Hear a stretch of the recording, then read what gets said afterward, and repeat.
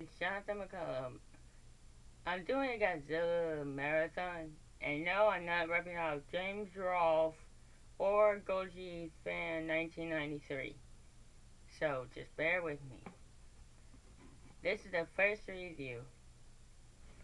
I am doing Godzilla King of the Monsters, see, or Gojira in the Japanese one.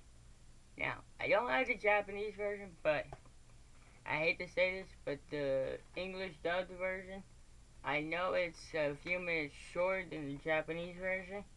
I can't find it on YouTube, but I can find Gigantus the Fire Monster. I can't believe they put that in English. But I'm getting off track here. So basically, the main story is that there was a nuke testing in 1945 on Nagasaki Island, and sorry if I'm stuttering here, but my memory's a little short on the movie, even though I just watched it a few days ago. But there was there was an attack on an island. Since the food supply of the island that the creature that came from the island, there's no food there. There's an island called, I don't remember the name of the island too well. Tell me below under this video. So, give me 1 second.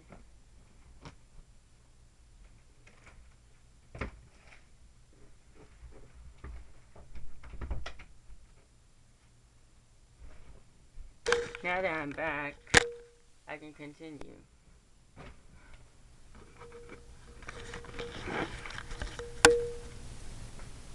So, there's an island, and some people, since there's no food on the other island where this monster came from, the islanders decided to send a girl as a sacrifice to this sea monster called Godzilla. For them, it's a metaphor of the atomic of the hydrogen bomb. So when Raymond Burr, when Steve Martin, played by Raymond Burr, goes to Japan to see his old friends, like Dr. Sarazawa and his other friend who's a news reporter, he tells the U.S. newspaper people way back in the 50s, he says, he tells them something about Godzilla. I can't remember quite offhand. Bear with me, people. Sorry if I turned off the light, but I already have a light on, as you can see, and that light was starting to kind of blind me for a bit. So, as I'm saying, so basically, Godzilla comes to Tokyo. He sees an electric fence, kind of like a humongous electric fence all around Tokyo, like this. He's thinking, I know these people are not damn dead serious on trying to stop me with mere electricity. I'm stronger than electricity, people. That's what he's thinking. Actually, that's what I'm thinking he's saying. So, the point is, if you see Godzilla, and if you're a fan of his, get out of the way, but stay and see him in action. So, when he's sleeping in the ocean, Dr. Sarazawa, this scientist or inventor, he actually invents something called the oxygen destroyer. He plans on killing Godzilla with it, but he first says, I will not use this weapon. It is too dangerous in the wrong hands. If I'm correct. So, before he uses the device, He burns all his papers, that way nobody else can copy the formula. In case of another Godzilla happens to show up on Earth, they're ready to make another oxygen destroyer. He prevents that from happening. So, what Serizawa did, like he did burn the papers, then he dived in the ocean to go find Godzilla's nest, not nest but bed, and then use the oxygen destroyer while he's sleeping or coming towards him. He cuts the rope, and then he sacrifices himself to save the world. So, if you're a Godzilla fan, I would highly recommend seeing the Japanese version of this film. The English dub, not so great. I'm doing these reviews one day a week. I don't have the sequel. I've seen the English dubbed version on YouTube, so I'll just get this one done as well. After these two, I'm not gonna do one until tomorrow. So, after a year has passed, there's an island barely inhabited by anything. So, there are two pilots who have, one pilot's plane was out of commission, so his friend came down to save him, and I just watched this movie yesterday, so I should remember it. But I'm just gonna get to the main part. There's another Godzilla, but he's also fighting a monster called Ankylosaurus, but I prefer to call him Anguirus in the modern movies. Just to let you guys on the down low. But these two really don't like each other. I don't know what they said about each other's parents, or what they said about each other, or they said, you're a female and you're a male, or we're both females, or males. Just, wow. They really hate each other's guts to the dead. But mainly, while the two monsters are in Osaka, I watched this movie last night. I'm telling you, Godzilla and Anguirus,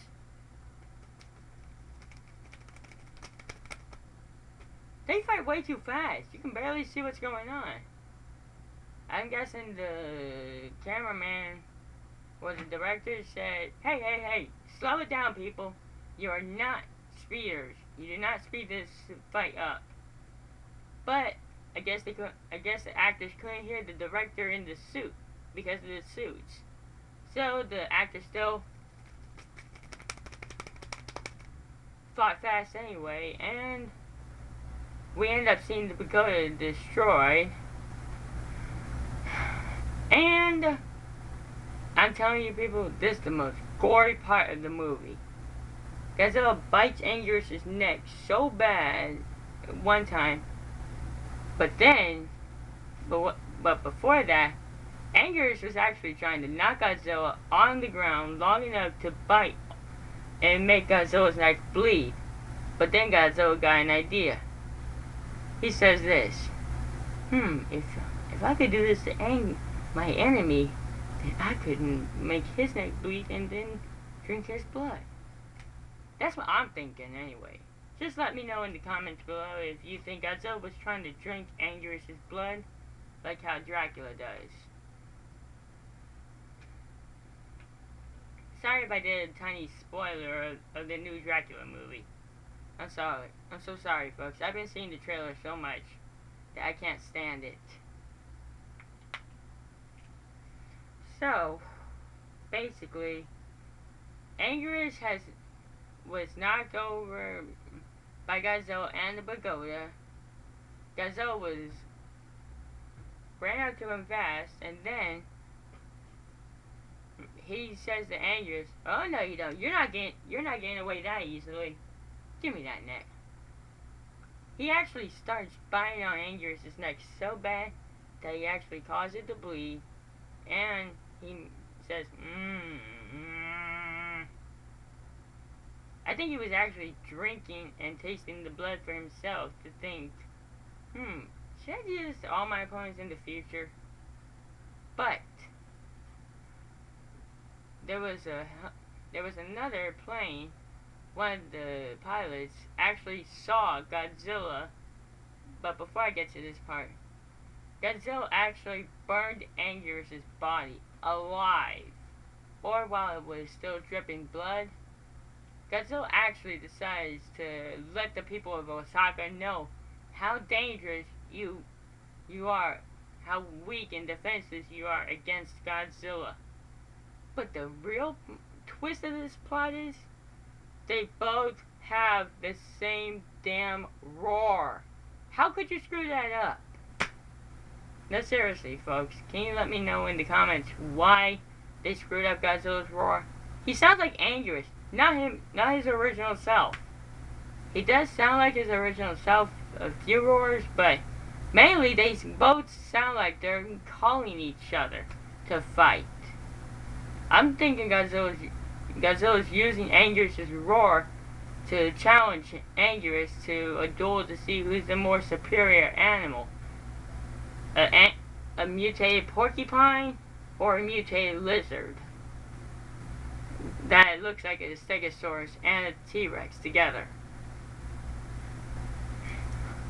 But I did learn that in the Gigantus movie that in Anguirus he has a brain here in the arms, legs, and chest of his body. He has about 7 brains in his body.